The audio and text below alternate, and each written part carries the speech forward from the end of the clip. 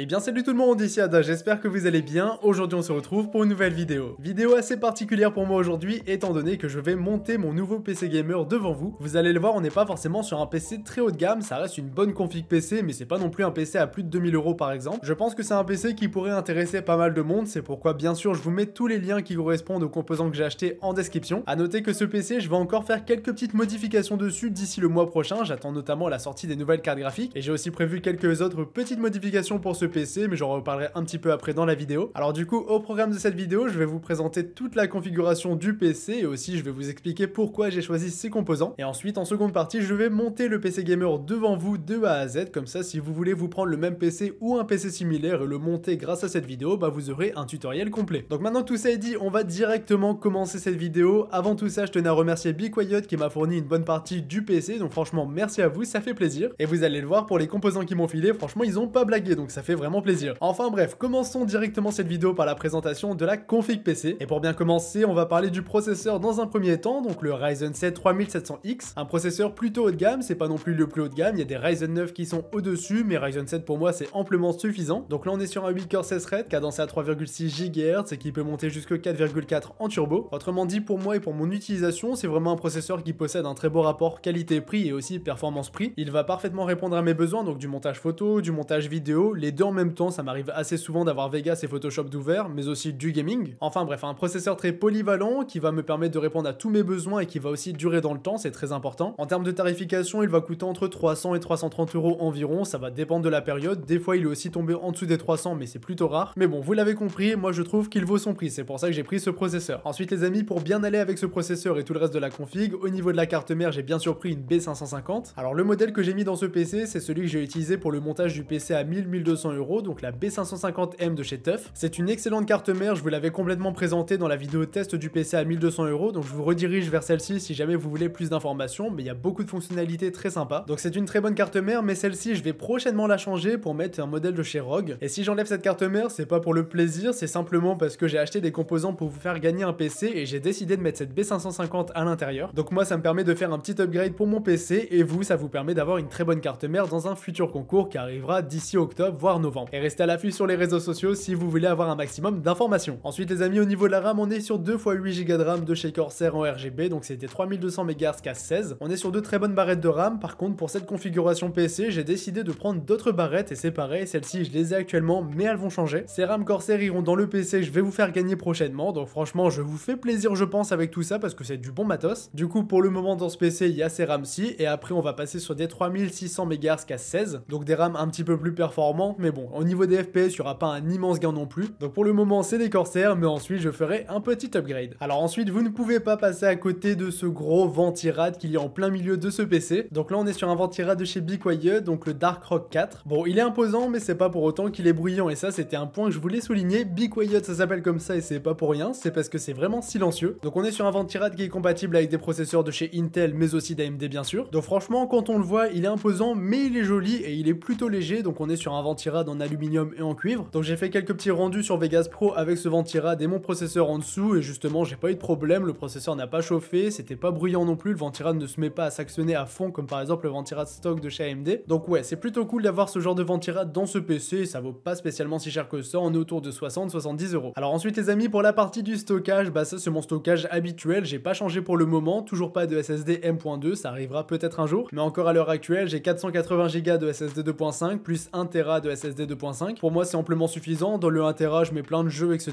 comme ça c'est vraiment très fluide, si je dois faire des transferts de fichiers de SSD à SSD c'est pareil, ça va super vite. Après j'ai aussi 2 Tera de stockage externe au PC et je me sers de quelques clouds, donc pour moi 1500 Go c'est suffisant pour le moment. Et puis le fait que ce soit du full SSD c'est vraiment super rapide et franchement c'est un vrai plaisir à ce niveau là. Ensuite les amis, au niveau de la carte graphique, vous l'avez vu, on est sur une RTX 2060, donc là j'ai pas changé pour le moment, on est toujours sur la Founders Edition que j'ai reçue il y a un petit moment maintenant. Pourquoi j'ai toujours cette carte graphique avec ce genre de config, vous allez me dire, c'est tout simplement parce que j'attends la 3070. Cette carte je vais l'acheter à la sortie, du moins je vais essayer, je vais être à l'heure et je vais croiser les doigts pour en avoir une. Comme ça je pourrais vous faire quelques petits tests, je pourrais vraiment vous présenter tout le PC gamer avec cette carte graphique là à l'intérieur parce qu'elle promet vraiment d'être lourde. Et d'ailleurs j'en profite pour vous dire que la vidéo test de ce PC gamer arrivera au moment où les upgrades seront faits. Autrement dit, j'attends vraiment la sortie des cartes graphiques le 15 octobre pour en commander une, du coup d'ici fin octobre, début novembre, vous aurez la version finale de ce PC gamer. Donc voilà pour ce qui est de la carte graphique, pour moi la 2060 de toute façon ça suffit, mais je tenais à vous présenter la 3070 en vidéo et même de mon côté elle m'intéresse, donc un petit upgrade s'impose. Ensuite les amis, au niveau de l'alimentation, on est sur du Be Quiet et là c'est pareil, ils m'ont vraiment régalé. Donc on est sur une alimentation qui est vraiment très intéressante si jamais vous tenez à votre PC et que vous voulez pas le faire cramer. Donc là on est sur la Be Quiet Dark Power Pro 11, un petit bijou de technologie certifié 80 plus Platinum. Donc dans l'ordre des certifications, vous avez le bronze, le silver, le gold, le platinum et juste au-dessus le titanium. Mais bon, platinum ça me suffit amplement, déjà pour moi gold c'est très bien, alors platinum je vais vraiment pas me plaindre. Donc là on est sur une 650 watts qui suffira bien pour accueillir la 3070 dans le futur. Pour la 2060 bien évidemment c'est amplement suffisant, il n'y a aucun problème, et pour la 3070 ça sera aussi suffisant. A noter que là on est sur une alimentation complètement modulaire et ça c'est vraiment un plaisir. Le modulaire ça veut dire quoi? Ça veut tout simplement dire que vous mettez les câbles dont vous avez besoin et c'est tout, il n'y a pas de câbles superflus qui vont traîner à l'arrière du PC. Autrement dit, pour faire un beau petit câble management bien discret, ça fait le café. Pour en finir avec cette config PC les amis, le mastodonte final, le boîtier. Donc là on est pareil sur du Be Quiet avec le PureBase 500 DX que je trouve tout simplement magnifique. C'est un boîtier qui, comme je le dis souvent dans mes vidéos, est sobre et épuré, et là pour le coup c'est le cas, il est vraiment sobre et épuré. Il existe en deux coloris, noir et blanc. Moi j'ai demandé à avoir la couleur noire parce que je préférais, ça allait mieux dans mon setup. Quand je dis sobre et épuré, ça veut dire qu'il est tout noir avec quelques petites LED bien sûr, sinon c'est pas un PC gamer. Donc on va retrouver des petites bandes LED RGB qui sont situées à l'avant du boîtier. D'ailleurs au niveau de la face avant on peut aussi voir que c'est maillé, du coup pour l'airflow c'est beaucoup mieux. Ce que j'aime beaucoup aussi dans ce boîtier, et ça je l'avais pas vu tout de suite, enfin pas avant de l'allumer, c'est qu'on a des LED qui sont situés sur la face supérieure. Et ça c'est super cool parce que ça fait un éclairage d'ambiance RGB ou la couleur que vous voulez dans le PC, alors qu'au final il n'y a pas de ventilateur RGB à l'intérieur, mais on a l'impression qu'il y a des ventilateurs RGB. Je pense que vous voyez ce que je veux dire avec les images et ça c'est plutôt cool. D'ailleurs au niveau des ventilateurs ils sont pas radins parce qu'on en a 3 qui sont vendus d'origine avec le boîtier. Souvent le problème des boîtiers c'est qu'il y aura un seul ventilateur d'origine et c'est un petit peu trop faible à mon goût. Je pense que le minimum c'est d'avoir 2 ventilateurs à l'intérieur du PC, là on en a 3 donc c'est nickel. En plus de ça les Be Quiet ils font vraiment le taf et ils sont bien discrets, ils sont silencieux. Donc vraiment je suis amplement satisfait de ce boîtier. En même temps c'est mon boîtier, c'est pour mon PC et je l'ai pas choisi pour rien. Donc voilà les amis pour ce qui est de ma config PC. Bien sûr je vous mets tous les liens nécessaires en description si vous voulez vous faire la même. A noter que j'actualiserai tout en fonction des changements que je vais faire dans ce PC, comme ça si jamais dans un mois vous regardez la vidéo, bah, les changements seront effectués très certainement, il y aura les nouvelles cartes graphiques de sortie. Donc maintenant les amis on va monter ce PC gamer rapidement dans cette vidéo, comme ça vous allez voir un petit peu comment on fait. A noter que je vais vous montrer toutes les étapes de montage etc,